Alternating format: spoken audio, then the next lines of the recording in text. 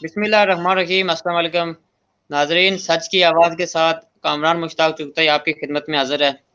नाजरीन, आज का दिन यकम मई पूरी दुनिया के अंदर यूम मजदूर बनाया जा रहा है।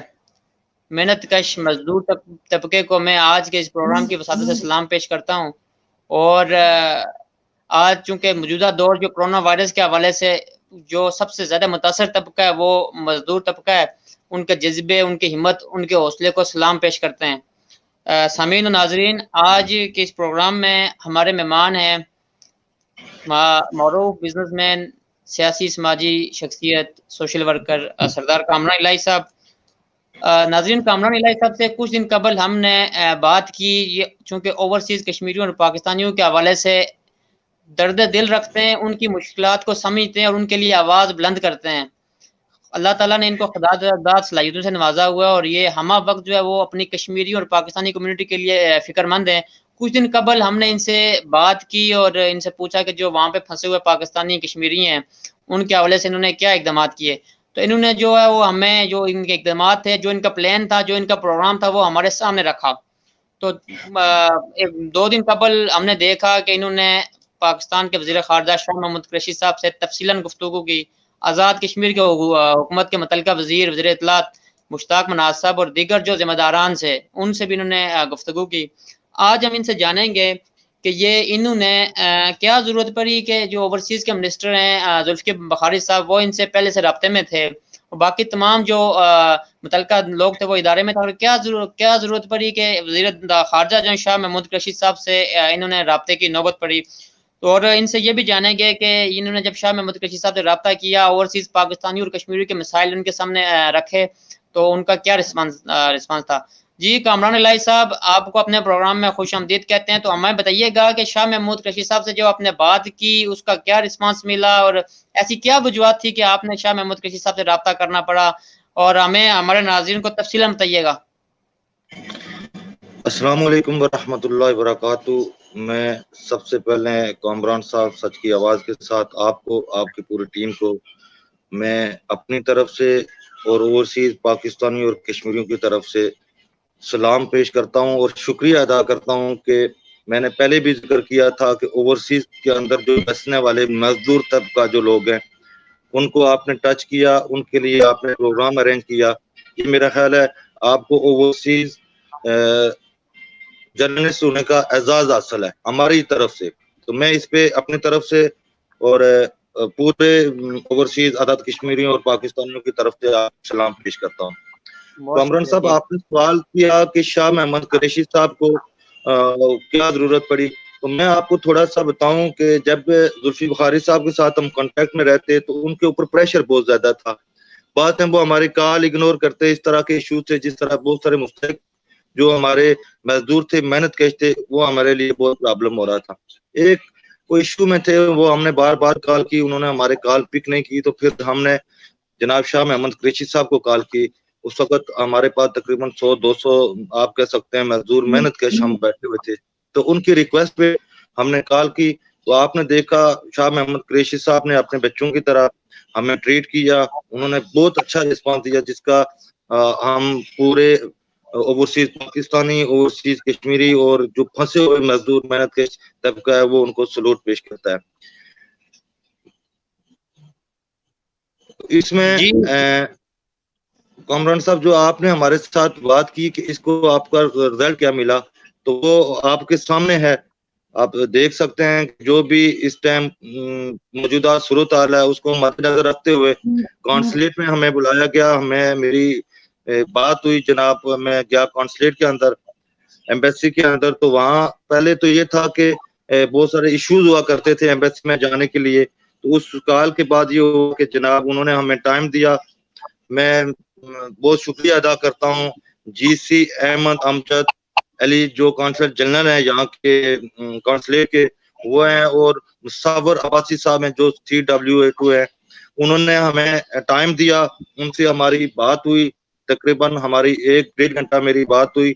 वो अपनी मीटिंग छोड़ के उन्होंने हमें टाइम दिया। मैं इस पे कामरान साहब आपको थोड़ी सी तफसील बताऊं कि जो नाज़रीन हमारे सुन रहे हैं, जो मेहनत कश मजदूर हैं, तो मैं आपको ये बताऊं कि इन लोगों ने हमें बहुत परेशानी का भी इजहार किया, अपनी मुश्किलात भी बताई, जो एम्बेसी के अंदर, कॉन्सुलेट के अंदर जो इनकी मुश्किलात थी, इससे इन्होंने हमें बताया।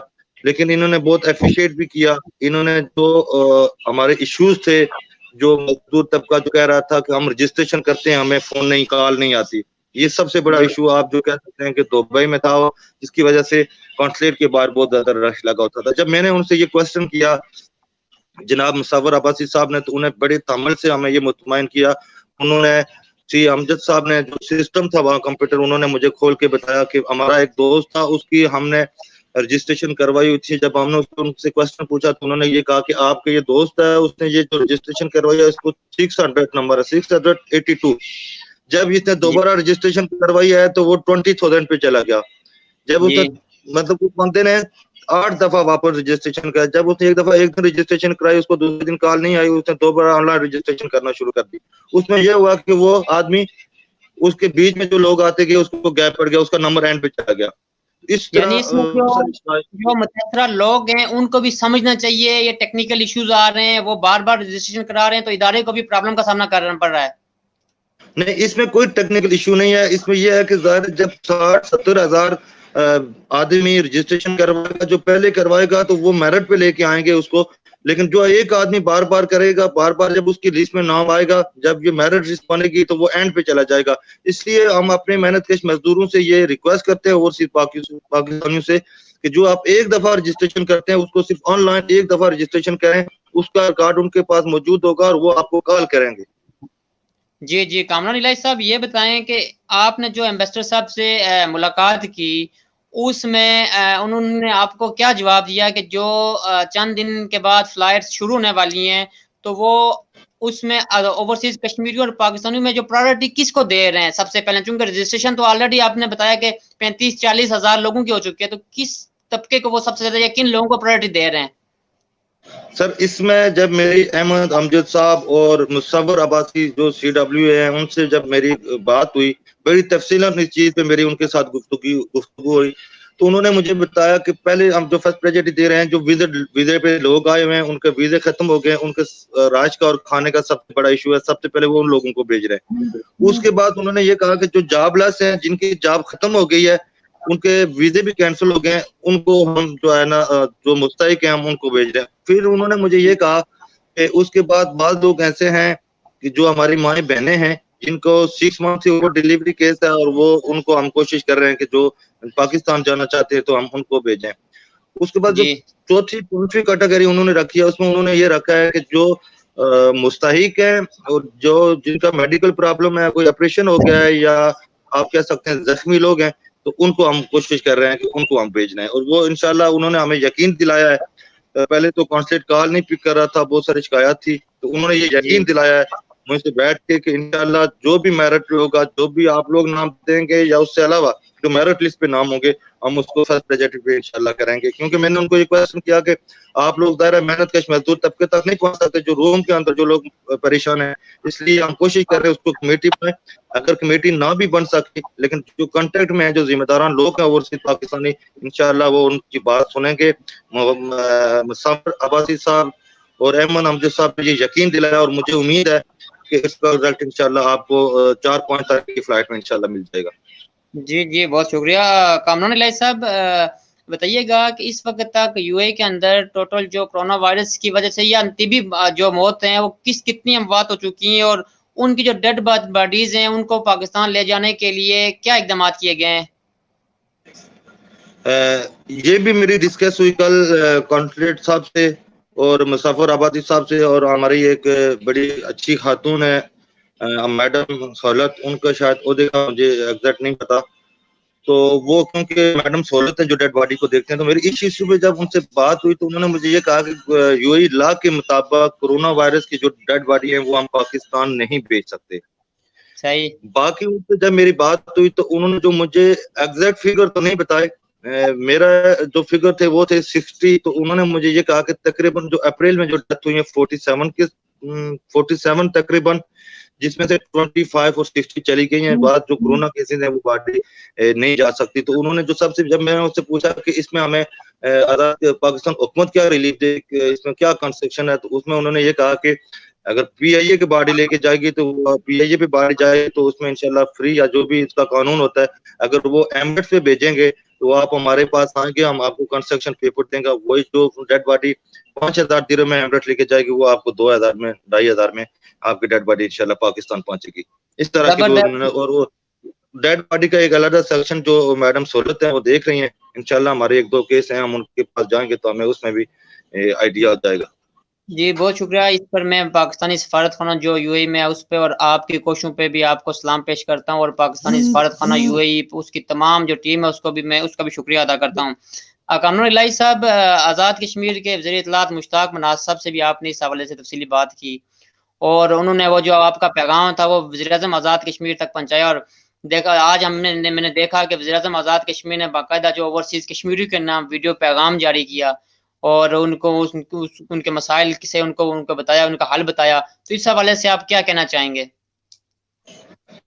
कामरान साहब, जब शाह महमूद कुरैशी साहब से मेरी बात हुई उसके बाद जनाब वज़ीर इत्तलात जो एक जिम्मेदार मिनिस्टर भी हैं और आप कह सकते हैं जो हुकूमत है उसकी रीढ़ की हड्डी की हैसियत से उनको बाकौल लोगों के, हम तो नहीं कहते लेकिन बाकौल लोगों के उनको जाना जाता है चीफ ऑर्गेनाइजर, वो अपनी पार्टी के चीफ ऑर्गेनाइजर भी हैं और बड़े जिम्मेदार फर्द हैं।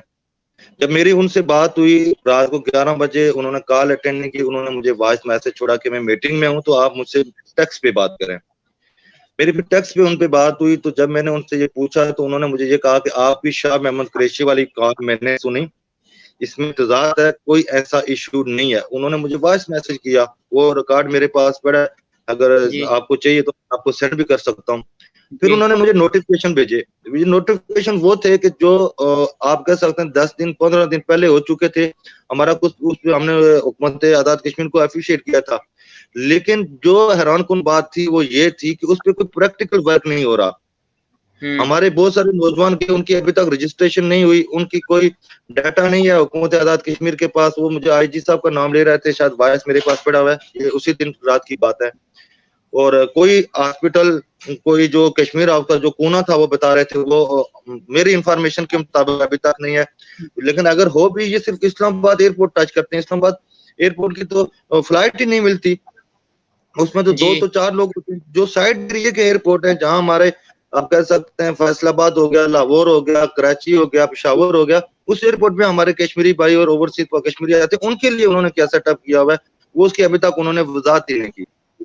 मैं समझता हूँ कि ये हमारे लिए ओवरसीज कश्मीरियों के लिए बहुत मायूसकुन है, इस तरह का काम उन्होंने झूठा प्रोपेगेंडा हो, तो ये मेरा ख्याल में बहुत गलत बात है।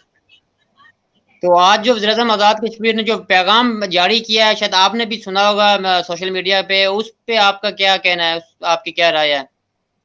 देखें कामरान चुगताई साहब, उन्होंने जो प्रोग्राम किया उन्होंने ये कहा कि ओवरसीज कश्मीरी हमारे दिलों में रहते हैं, हम उनकी इज्जत करते हैं, हम वो रीढ़ की हड्डी की हैसियत रखते हैं और हमारी तरफ से किसी किस्म की कोई रुकावट नहीं है। ये आप कह सकते हैं कि ये रिएक्शन शाह महमूद कुरैशी साहब की कॉल के बाद ये सारे रिएक्शन है। तो वही चीज है, वही कह रहे हैं कि हमने नोटिफिकेशन जारी किया है, डिस्ट्रिक्ट लेवल पे सारे इंतजाम कर रहे हैं, एंट्री पॉइंट जो हमने सख्ती कर ली है, जो भी बाहर से आएगा तो हम उस पे जो है करेंगे। तो वही मैं कह रहा हूँ कि ये जो हमारे 4-5 को लोग जा रहे हैं तो हम उसमें उसका सारा रिजल्ट आपके सामने 2-3 दिन में लेके आ जाएंगे कि क्या हुकूमत आज़ाद कश्मीर इस पे क्या किरदार अदा कर रही है। जी बहुत शुक्रिया कामरान इलाही साहब, मैं आप एक बार फिर आपको मुबारकबाद भी पेश करता हूँ और आपका शुक्रिया भी अदा करता हूँ कि आपने ओवरसीज कश्मीरियों और पाकिस्तानियों के लिए दिन रात एक किया। कोरोना वायरस के खतरात और सब कुछ मुश्किलात के बावजूद आपने एम्बेसीज के चक्कर लगाए, आप कम्युनिटी के बीच में जाते रहे, उनकी मुश्किलात सुनते रहे और फिर उसको आखिर आप अपने मकसद में कामयाब हुए। मैं एक बार फिर आपको शुक्रिया अदा करते हुए साहब, आपके प्रोग्राम के थ्रू एक क्वेश्चन जो आपने फर्स्ट टाइम किया था वो मैं यकम मई के हवाले से, क्योंकि हम ज़ाहिर मेहनत का सारे मजदूर लोग हैं, तो मैं अपनी तरफ से यूं मैं मजदूर के मौका पे शिकागो मजदूरों के साथ इज़हार यकजहती का इज़हार करता हूँ और हुकूमत पाकिस्तान से ये अपील करता हूँ कि इन मुश्किल हालात में सबसे ज्यादा मुतासर होने वाला जो तबका है मजदूर तबका है, इसको फिल फॉर उनकी मदद की जाए। और यही वही तबका है जिसकी मेहनत से हुक्मरान ऐश करते हैं जी। और इस मुश्किल हालात में आप समझते हैं कि जो मेहनत करते हैं मशक्कत के साथ पाकिस्तान की माशत को दुरुस्त समत में लेके आते हैं, मुल्क अपने पांव पे खड़ा होता है। लिहाजा इन मुश्किल हालात में उसकी मदद, आम हालात में उनका हक उन्हें देने का मैं अपनी तरफ से और ओवरसीज पाकिस्तानियों की तरफ से ये मुतालबा करता हूँ को उन मजदूरों को उनका हक दिया जाए। बहुत शुक्रिया कामरान साहब, आपने हमें टाइम दिया। आपने हम मजदूरों में एक आम सा मजदूर मेहनत के आदमी हूँ, आपने हम लोगों की आवाज हुकूमत पाकिस्तान, हुकूमत आज़ाद कश्मीर तक पहुंचाई।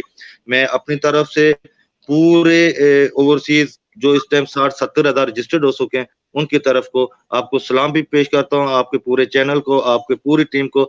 हमारी दुआ है कि आप हमेशा इसी तरह गरीब मेहनतकश मजदूर और सच की आवाज उठाते रहे। बहुत शुक्रिया। बहुत शुक्रिया। अल्लाह हाफिज। अल्लाह हाफिज।